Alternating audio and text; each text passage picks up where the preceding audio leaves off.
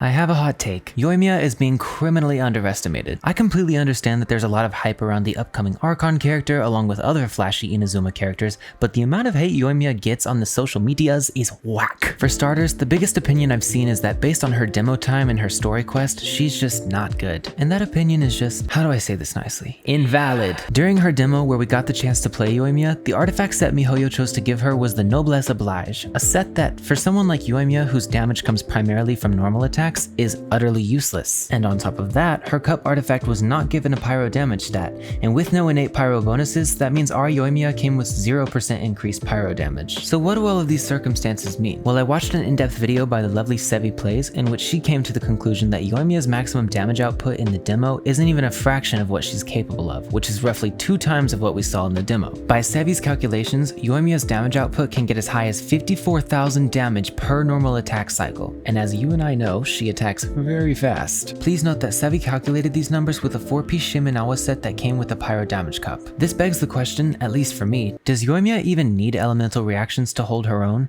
We've seen DPS characters such as Xiao and Ganyu who don't necessarily rely on powerful reactions to deal their insane damage. It's for that reason that I kinda have a feeling Yoimiya will be in the same boat. She packs enough punch in raw numbers to be able to get by without reactions, and reactions were yet another big issue people had with her. You see, since Yoimiya attacks so fast, her ICD or internal cooldown on how often she can trigger reactions is quite high from what we can tell, meaning she's really not that great at proccing powerful reactions like Vaporize and Melt. But again, who's to say she even needs these reactions when she's already got insane damage multipliers on her own? However, how useful is insane damage if you can only deal it to one target at a time? Yoimiya's biggest caveat by far is the fact that her main source of damage, normal attacks, are strictly single target. And I won't lie, being that she has the whole firework aesthetic thing, I genuinely thought they'd give her a constellation that turned her normal attacks into AoE, like Ningguang's. But it seems they didn't and won't. But why? An AoE augment constellation seems like an unbelievably simple fix that would turn Yoimiya into an obvious must-pull character, so why did miHoYo decide not to take this approach? The good news is, I have 2 solid ideas. Idea number 1. Her burst.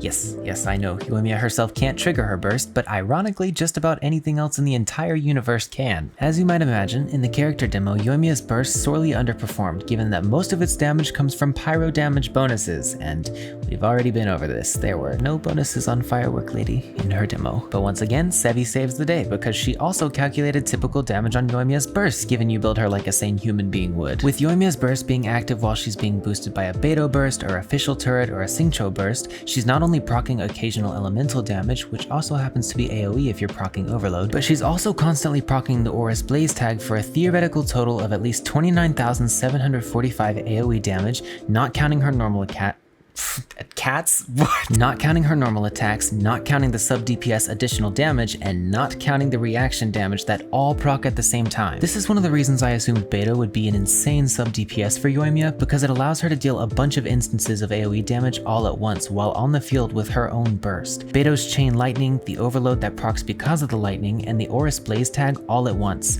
Throw someone like Venti, Sucrose, or Kazuha in there to help pile enemies together, and that's some pretty insane AoE damage, especially for someone so strictly single target, like Yoimiya. I've also officially convinced myself Yoimiya is broken, so I'll be skipping that second solution I had to her single target issues because it was stupid anyways. No more questions. All in all, I think Firework Lady is being criminally underestimated, and I can partially see why, given the timing of her release being unfortunate with other fan favorite characters coming out soon, but also because her playstyle promotes a very weird team setup and build strategy that we've not really seen before the way we're seeing it now with her capabilities. This is all to say that I'm holding strong for Yoimiya, and I will be pulling and telling you guys if it was worth my blabbering. If you want to keep up with that or any other Genshin news, guides, and updates, feel free to hit subscribe and/or join my Discord server, because there's some super cool people in there and we'd love to meet you. Truly. Okay, goodbye.